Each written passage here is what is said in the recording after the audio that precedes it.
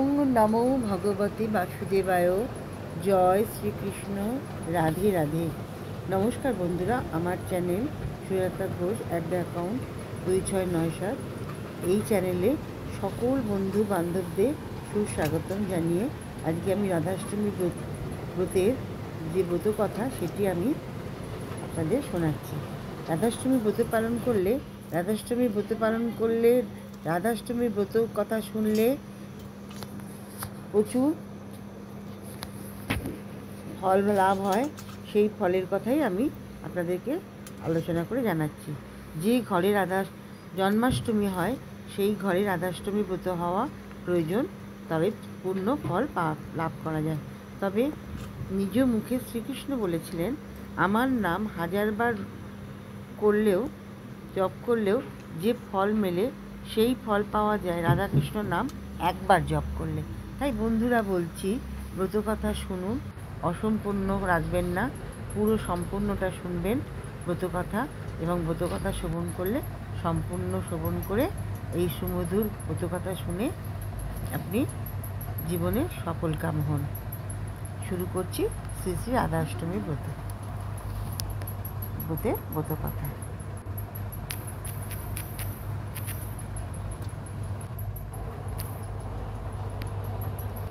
রাধাষ্টমী ব্রত ভাদ্র মাসে শুক্লপক্ষে অষ্টমী তিথিতে পালন করা হয়।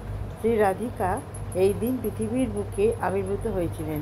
জেনে নেওয়া যাক এই ব্রতের পেছনে প্রচলিত কাহিনী। সূর্যদেব এক সময় পৃথিবী ভ্রমণ করতে এসে পৃথিবীর রূপ আনন্দ দেখে আকৃষ্ট হয়ে মন্দর পর্বতের গুহায় গভীর তপস্যায় মগ্ন হন। এইভাবে কয়েকদিন কাটলে পৃথিবীর অন্ধকারচ্ছন্ন হয়ে পড়ে। তখন স্বর্গের দেবতারা ভীত হয়ে শ্রীহরির কাছে সাহায্যের জন্য যান। শ্রীহরি সূর্যের সামনে উপস্থিত হলে সূর্যদেব খুব আনন্দিত হন। সূর্যদেব বলেন, আপনার দর্শন পেয়ে আমার তপস্যা সার্থক হলো। শ্রীহরি তাকে বর দিতে চাইলে সূর্যদেব বলেন, আমাকে এমন একটি গুণবতী কন্যার বর প্রদান করুন যার কাছে আপনি চিরকাল বশীভূত থাকবেন। শ্রীহরি তথাস্তু বলে তাই বর দিয়েছিলেন। শ্রীহরি বলেছিলেন, পৃথিবীর ভার লাঘবের জন্য আমি বৃন্দাবনের নন্দালয়ে জন্মগ্রহণ করব। তুমি সেখানে বিষভানু রাজা হয়ে জন্মাবে। শ্রীমতী রাধা তোমার কন্যারূপে জন্মগ্রহণ করবে। এই ত্রিলোক আমি একমাত্র শ্রী রাধিকারই বশীভূত থাকব। রাধা ও আমার মধ্যে কোনো প্রভেদ থাকবে না। আমি সবাইকে আকর্ষণ করি, কিন্তু একমাত্র রাধিকাই আমাকে আকর্ষণ করবে। এরপর শ্রীহরি নন্দালয়ে জন্মগ্রহণ করেন। সূর্যদেব বৈশ্যকুলে জন্মগ্রহণ করে বিষভানু রাজা হলেন এবং গোপকন্যা কীর্তিদার সঙ্গে তার বিবাহ হলো। তারপর যথাকালে ভাদ্র মাসের শুক্লপক্ষে অষ্টমী তিথিতে ধরিত্রীকে পবিত্র করে কীর্তিদার গর্ভে শ্রীমতী রাধারানী জন্মগ্রহণ করেন।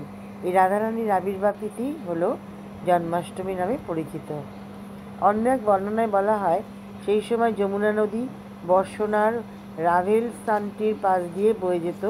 একদিন রাজা বিষভানু নদীতে স্নান করতে গিয়ে দেখলেন, হাজার সূর্যের আলোর মতো জ্যোতির্ময় এক সোনার পদ্ম ঠিক যমুনা নদীর মাঝখানে ফুটে আছে, তার মধ্যে একটি ছোট্ট শিশুকন্যা। তারপর ভগবান ব্রহ্মা এসে বিস্মিত রাজাকে জানালেন যে রাজা বিষভানু ও তার পত্নী কীর্তিদা পূর্বজন্মে ভগবান বিষ্ণুর পত্নীকে কন্যারূপে লাভ করার জন্য কঠোর তপস্যা করেছিলেন।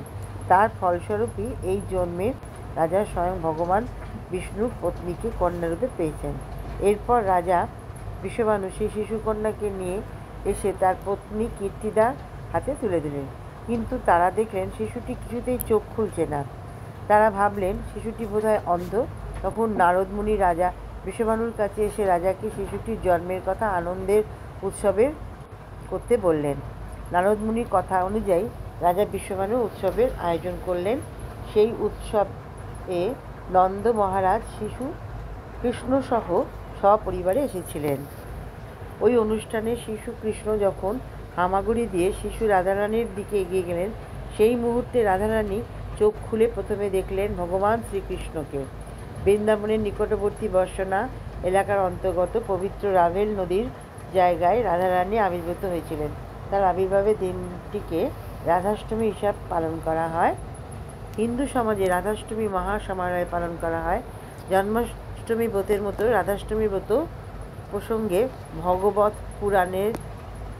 পুরাণে বর্ণনা করা আছে যে ব্যক্তি একবারের জন্য এই ব্রত পালন করেন তার কোটি জন্মের ব্রহ্মা হত্যার মহাপাপ বিনষ্ট হয়। শত শত একাদশী ব্রত পালনে যে ফল লাভ হয়, রাধাষ্টমী ব্রত পালন করলে তার শতাধিক ফল লাভ হতে থাকে। পুরাকালে লীলাবতী নামে এক পতিতা বাস করত। নগর ঘুরতে ঘুরতে এসে দেখে সুসজ্জিত এক মন্দিরে মহা ধুমধাম করে রাধারানীর পুজো করা হচ্ছিল। সে এগিয়ে গিয়ে ব্রতীদের জিজ্ঞাসা করলেন সেখানে কিসের উৎসব পালন করা হচ্ছে। ব্রতীরা মহারানীর আবির্ভাব তিথি উপলক্ষে জন্মাষ্টমী ব্রত পালনের কথা, তার মহাফল সব বিস্তারে তাকে বলে। সেই পতিতাকেও এই ব্রতে পালনের ইচ্ছে হয়। সেও অন্নবতীদের সঙ্গে রাধাষ্টমী পালন করে। পরদিন সর্পদংশনে তার মৃত্যু হলো। যমদূতেরা এই পতিতাকে নিয়ে যমলোকে যাত্রা করলে সেখানে শ্রীহরির লোকেরা উপস্থিত হয়ে তাকে বন্ধনমুক্ত করে বৈকুণ্ঠ লোকে নিয়ে যায়। এইভাবে ওই লীলাবতী নামে পতিতা নারীও রাধাষ্টমী ব্রত পালন করে সর্বপাপ মুক্ত হয়েছিলেন। নমস্কার।